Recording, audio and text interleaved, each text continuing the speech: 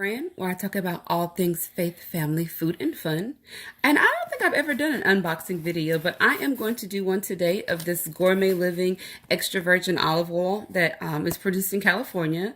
Now, one thing I will say is that this was ordered, and I ordered it from Amazon, and it was delivered. And one thing that was interesting to me right away is that while this says this should be delivered with this side up, when it came in the box, it was definitely upside down. And it was delivered with this one bottle of oil along with a second one that I'll do another review for. So that was one thing that I always found to be interesting. But I also wanted to do an unboxing because, you know, when you order something like this, it is an expensive bottle of olive oil. I always wonder, how is it going to be shipped? What is it going to look like? And how is it going to be as far as the state that it's in when it arrives? So I wanted to show you so you get a sense of how this is packaged. I was impressed by the packaging, and so you'll get to see what it looks like.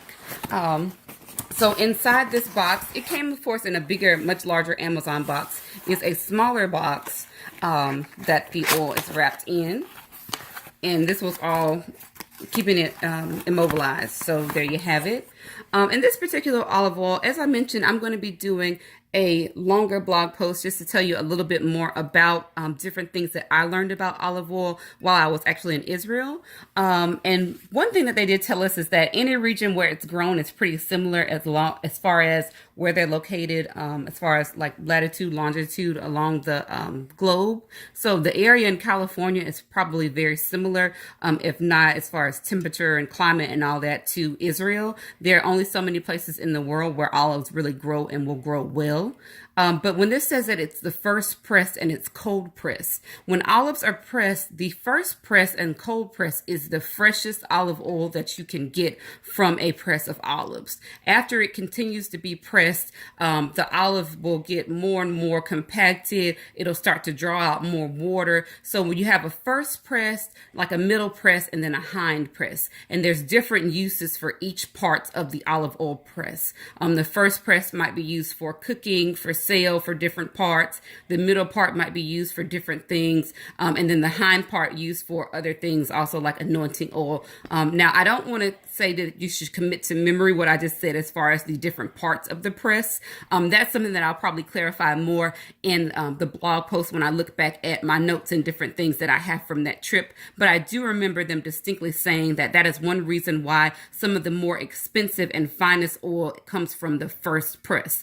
Sometimes when the oil would be pressed, I remember them saying if they wanted to have it blessed and then taken to be anointing oil, it could come from the first press of oil. It all depends on what's happening. And I think I remember the tour guide that we had saying that in a year of crops, sometimes the very first crop of olives, they would take the very first press, and the first pressing of oil from the crop would be blessed and anointed and taken off. They wouldn't use that for production. It wouldn't be sold. But when you look at things like that, knowing what it means when it says that it's first press and cold press, there's also a different process that happens when the oil's heated or when it's warm. The longer it's being processed, when it's done by something like a granite mill or a grinder, it's going to start to warm the olives, and that makes a different chemical reaction. So without getting into that anymore, just also wanted you to see, you know, it's well packaged. It's a very dark bottle. Seeing your olive oil in something that's a dark bottle like this also has a particular meaning, because that's going to keep it well preserved,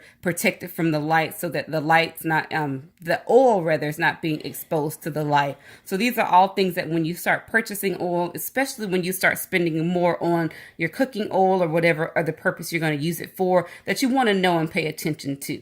So just giving you some tips there, and I'll tell you more on the blog.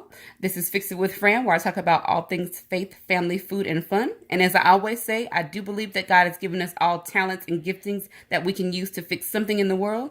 And while you may not be able to fix everything, you can certainly trust in God, seek Him for guidance, and look to the thing that you can fix and go out and fix it. Thanks for watching.